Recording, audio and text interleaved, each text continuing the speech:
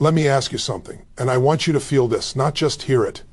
Why is it that two people can hear the exact same words, and one walks away fired up, unstoppable, transformed, while the other stays stuck, unchanged, repeating the same patterns year after year? It's not intelligence, it's not luck, and it's definitely not resources. It's something deeper. Because words don't just communicate ideas. Words command your nervous system. They tell your brain what to focus on. They tell your body what to feel. They tell your identity who you are allowed to become. And the reason Tony Robbins' phrases hit you like lightning, the reason they wake you up, shake you up, and sometimes even break you down, is because they are not motivational quotes. They are psychological triggers. Tonight, we're decoding the secret source behind those phrases. And once you see it, you'll never hear language the same way again. Here's the truth. Most people never learn. Your life is not shaped by your circumstances. It is shaped by what you consistently focus on and what controls your focus more than anything else on earth. Language. Every powerful phrase Tony Robbins uses is engineered to hijack your focus and redirect it toward possibility, power, and choice. Because the moment your focus shifts, your emotional state shifts. And the moment your emotional state shifts, your behavior follows. Think about it. When Tony says, where focus goes, energy flows, that's not poetry. That's neuroscience. Your brain deletes and distorts reality based on what you tell it is important. If your internal language is, I'm overwhelmed, I'm behind, I'm stuck, your brain scans the environment for proof that you are trapped. And guess what? It always finds it. But when you change the language, even slightly, you change the filter. I'm challenged instead of I'm stuck. I'm learning instead of I'm failing. This is happening for me instead of this is happening to me. Now your brain searches for opportunity instead of threat. Tony doesn't say, try to be confident. He says, decide. Why? Because the word decide implies finality. It commands focus. It eliminates escape routes. The human brain performs differently when it believes there is no alternative. This is why his phrases feel so commanding. They are designed to collapse indecision. When Tony says, the only thing keeping you from what you want is the story you keep telling yourself, your focus snaps inward. Not to blame, not to excuses, to ownership, and ownership is power. Most people think motivation comes from outside, from events, from money, from success. But Tony understood something early. Motivation is manufactured through meaning, and meaning is built with language. Your focus determines what you feel. What you feel determines what you do determines who you become. That's the chain. This is why weak language creates weak lives. When someone says, I hope, I'll try, maybe someday, their focus is scattered. There's no emotional intensity, no urgency, no leverage. Tony's language is precise because precision creates certainty, and certainty fuels momentum. And here's the part that changes everything. You don't need Tony Robbins in the room to use this power. You are speaking to yourself all day long. The question is, are your words training you to rise or rehearsing you to retreat? Every phrase you repeat is conditioning your nervous system. Every internal sentence is a command. Every word is either expanding or shrinking your identity. This is the secret source. Tony didn't just master public speaking. He mastered self-talk engineering. He learned that if you can control language, you can control focus. And if you can control focus, you can reshape destiny. So the real question is not whether words are powerful. The real question is, are the words you're using powerful for you or powerful against you? Because the moment you take control of your language, you take control of your focus. And the moment you take control of your focus, your entire life begins to move. Most people believe they make decisions logically. They think facts drive their choices. They think information creates change. But if that were true, everyone who knew what to do would already be doing it. Everyone would be fit, everyone would be wealthy, everyone would be fulfilled. But that's not reality, because humans don't move based on logic. They move based on emotion. Emotion is the real decision maker. Tony Robbins figured this out early, and that's why his phrases don't just inform you, they move you. When he speaks, he doesn't aim for your intellect first. He goes straight to your emotional core. Because once emotion is engaged, action becomes inevitable. Think about it. You don't decide to change when you understand something. You decide to change when the emotional pain of staying the same becomes greater than the pain of change. That's the moment when leverage is created. When Tony says change happens when the pain of staying the same is greater than the pain of change, he's not offering advice. he's revealing the operating system of human behavior. Emotion is the gas pedal, logic is the steering wheel, and most people are sitting in the car with their foot barely touching the gas, wondering why they're not going anywhere. Tony's phrases are emotional amplifiers. They intensify urgency, they increase desire, they sharpen clarity. And once emotion crosses a certain threshold, the brain stops negotiating and starts committing. That's why his language is filled with words like must now, decide no more, this is it. Those words create emotional spikes. They disrupt complacency, they interrupt patterns, and interruption is everything. Most people live in emotional autopilot, same feelings, same reactions, same habits, same outcomes.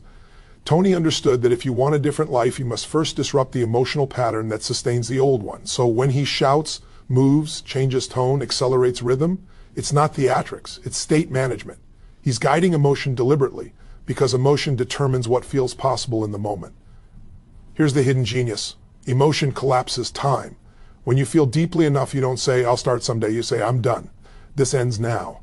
Emotion compresses years of hesitation into a single decisive moment. That's why one seminar, one fray, one emotional breakthrough can change a life permanently. Not because the information was new, but because the emotional association changed. Tony teaches that lasting change happens when you link massive pain to old behaviors and massive pleasure to new ones.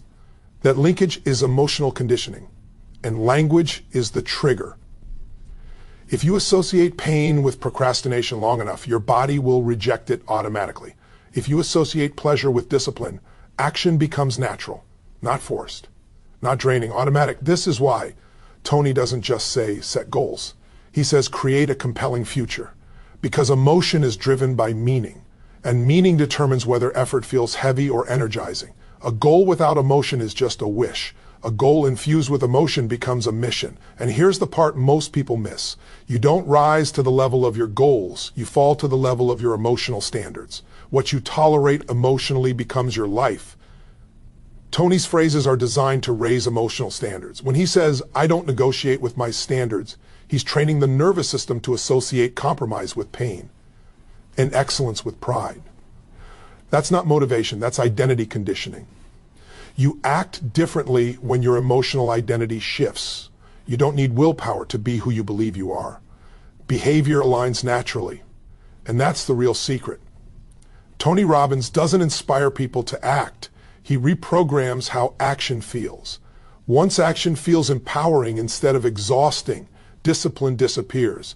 Once growth feels exciting instead of threatening, fear loses control. Emotion is the gateway, master emotion, and logic follow. Ignore emotion, and logic will betray you.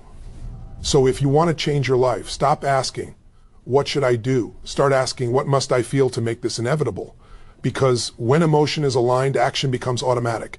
And when action becomes automatic, your destiny changes.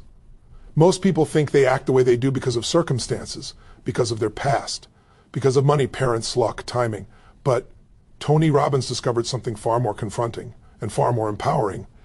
You don't act based on what you want. You act based on who you believe you are. Identity commands behavior.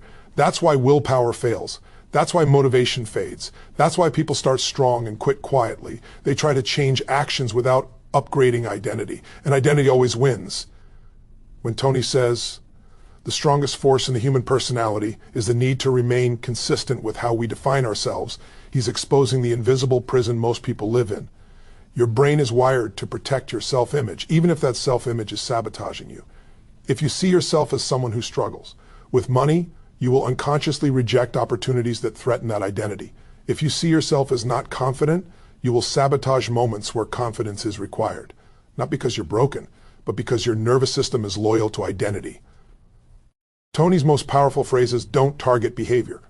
They target who you are being. That's why he says things like, this is who I am. This is what I do. Those words lock identity into place.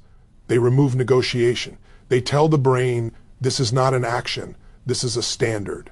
Once something becomes identity-based, it no longer requires effort. A smoker struggles to quit. A non-smoker doesn't struggle. They don't even consider it. Same environment, same stress, different identity, Tony understood that lasting transformation only happens when you shift the labels you use to describe yourself, because labels become commands, and commands become habits. That's why he warns people about saying, "I'm trying." Trying implies uncertainty. Trying implies exit routes. Trying implies you are someone who doesn't follow through. Your brain hears that and complies. But when you say, "I am the kind of person who follows through," something different happens. Your brain now searches for ways to stay consistent with that identity, even when it's uncomfortable. This is why Tony pushes people to make declarations publicly, not for hype, but for neurological commitment. Identity strengthens when it's witnessed. The fear of inconsistency becomes leverage. And here's the deeper layer. Identity is emotional. You don't protect identity logically, you protect it emotionally. Your nervous system will experience anxiety, resistance, even physical discomfort when you attempt to act outside your current identity. That discomfort is not a sign you're doing something wrong. It's a sign you're challenging the old self. Tony teaches people to reinterpret that feeling. Instead of "something's wrong," it becomes "I'm expanding." That single reframing changes everything, because now growth is not threatening, it's validating. When Tony says your identity is the glass ceiling on your life, he's telling you that your external results will never exceed your internal self-definition. You can raid skills, strategies, and habits, but if identity stays the same, you'll return to familiar levels. That's why people lose weight and gain it back, make money and lose it, find success and self-destruct. The thermostat is identity. Tony's language works because it redefines identity in real time. He doesn't say you should be strong. He says you are stronger than you've ever imagined. That phrasing bypasses debate. It installs a new self-concept before the old one can argue, and once identity shifts, even slightly, behavior reorganizes automatically. You don't wake up and force yourself to act like who you are. You just act. This is why Tony asks questions like, who must you become? Not what must you do? Because becoming precedes doing. Your habits are a vote for identity. Your words are an oath to identity. Your standards are the borders of identity. Change the story of who you are and the rest follows. So if you've been stuck, stop attacking the surface. Stop fighting habits with willpower. Go deeper. Ask yourself, who do I believe I am when no one is watching? Who have I been protecting with my excuses? And who would I need to become for my goals to feel natural? Because once identity shifts, effort disappears. And when effort disappears, results accelerate. Every human being on this planet is driven by two forces, whether they admit it or not. Not logic, not morals, not discipline, pain and pleasure. Tony Robbins calls this the ultimate leverage system, because every decision you've ever made, consciously or unconsciously, was an attempt to avoid pain or gain pleasure. Every habit, every relationship, every pattern, no exceptions. When Tony says the secret of success is learning how to use pain and pleasure, instead of letting them use you, he's not motivating you. He's warning you. Because if you don't consciously link pain and pleasure to the right behaviors, your nervous system will do it randomly, based on past experiences, emotional trauma, and momentary relief. And that's why people sabotage themselves. Procrastination isn't laziness. It's a pain avoidance strategy. Addiction isn't weakness. It's pleasure seeking under stress. Staying stuck isn't confusion. It's familiarity feeling safer than growth. Your brain is wired to move away from pain immediately, even if that pain is short-term discomfort that would lead to long-term freedom. And it's wired to move toward pleasure, even if that pleasure destroys your future. Tony saw that the real battle isn't between good and bad behavior, it's between immediate pleasure and meaningful pleasure. So he uses language to rewire associations. When he asks, what is this costing you? He's doing something surgical. He's forcing the brain to attach pain to inaction. Not someday pain, now pain. Emotional pain you can feel in the moment, because pain that is vague is powerless. Pain that is specific becomes leverage. Most people vaguely know that staying the same is bad. Tony makes them feel it. He has them associate procrastination with regret, embarrassment, lost years, and broken promises to themselves. Once pain is intense enough, the nervous system says, no more. But Tony doesn't stop there. He also floods the future with pleasure. He doesn't say, you'll be successful. He makes you emotionally experience what success will feel like. Confidence, pride, freedom, contribution. That emotional rehearsal trains the brain to crave the right future. This is conditioning. The brain doesn't respond to logic. It responds to associations. And associations are built through emotion and repetition. That's why Tony's phrases are repetitive. That's why he drills standards. That's why he makes people shout declarations. He's anchoring pain and pleasure at a neurological level. When he says, you get what you tolerate, he's attaching pain to tolerance. When he says, raise your standards, he's attaching pride and pleasure to self-respect. Here's the brutal truth. People don't change when they see the light. They change when they feel the heat. And Tony teaches people to manufacture that heat consciously, instead of waiting for life to do it violently through crisis, loss, or humiliation. Most people wait until pain forces change. Masters create pain before it's forced by attaching it to patterns they refuse to continue. That's power. And pleasure? Pleasure is not the enemy. Short-term pleasure without long-term meaning is the enemy. Tony teaches people to link pleasure to growth, discipline, truth, and contribution. When growth becomes pleasurable, resistance disappears. When discipline feels like self-respect, it becomes addictive. When contribution feels meaningful, success becomes fulfilling. That's why Tony says, success without fulfillment is the ultimate failure. He's not rejecting pleasure. He's redefining it. You don't rise to the level of your goals. You rise to the level of the pain you're willing to feel and the pleasure you're willing to delay. And here's the shift that changes everything. Pain and pleasure are not external forces. They are programmable. You decide what hurts. You decide what feels good. You decide what you associate with pride or regret. Once you take control of that, behavior stops being a fight. It becomes automatic alignment. This is why Tony's words feel so commanding. They are reassigning pain and pleasure in real time. They are telling your nervous system, this matters, this costs too much, this future is worth it. And when pain and pleasure are aligned, there is no procrastination, there is no confusion, there is only movement. If you want to understand why Tony Robbins can change a room in minutes, why he can flip despair into certainty, why people walk into his events one person and leave another, here's the answer. He doesn't give answers, he asks better questions, because questions control focus, and focus controls emotion, and emotion controls action. When Tony says, the quality of your life is the quality of the questions you ask, he's not being philosophical, he's being precise. Your brain is a search engine. Whatever question you ask, it must answer, even if the answer destroys you. Ask, why does this always happen to me? Your brain finds evidence that you're a victim. Ask, what can I learn from this? Your brain finds meaning and power. Same situation, different question, completely different emotional state. Tony's most powerful phrases are often questions disguised as statements, or statements that force questions inside your mind. When he says, what if everything you're going through is preparing you for something greater? Your focus shifts instantly from pain to possibility. Questions collapse chaos. Most people don't realize they are reinterrogating themselves all day long with terrible questions. What's wrong with me? Why can't I change? What if I fail? Those questions train the brain to scan for threat, weakness, and limitation, and the brain obeys. Tony interrupts that pattern.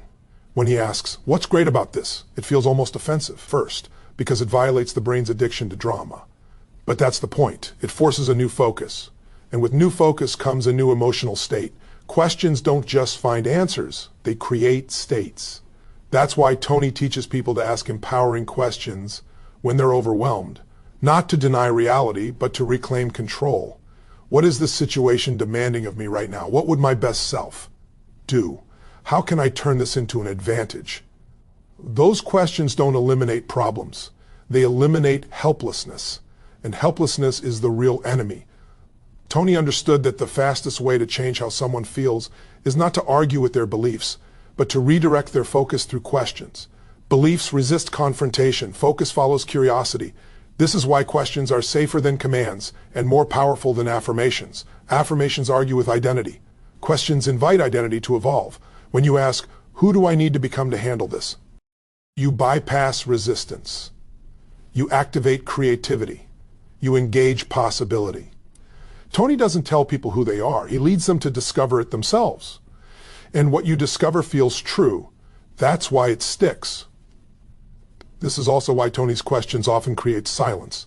Silence is not empty. It's integration. It's the moment where the nervous system reorganizes. Most people are drowning in answers and starving for clarity. Questions provide clarity by cutting through emotional noise. And here's the real secret. Questions don't require energy. They generate it. When someone feels stuck, they're usually asking closed, disempowering questions. When someone feels alive, they're asking open, possibility-driven ones. Tony trains people to upgrade their inner dialogue from interrogation to exploration. Not why am I like this, but what's possible now? And once the right question is asked, action follows naturally, because the brain has a direction. So if you want to master influence over yourself or others, don't start with statements. Start with questions that elevate focus, emotion, and identity. Because the moment you change the question, you change the answer. And when you change the answer, you change your life.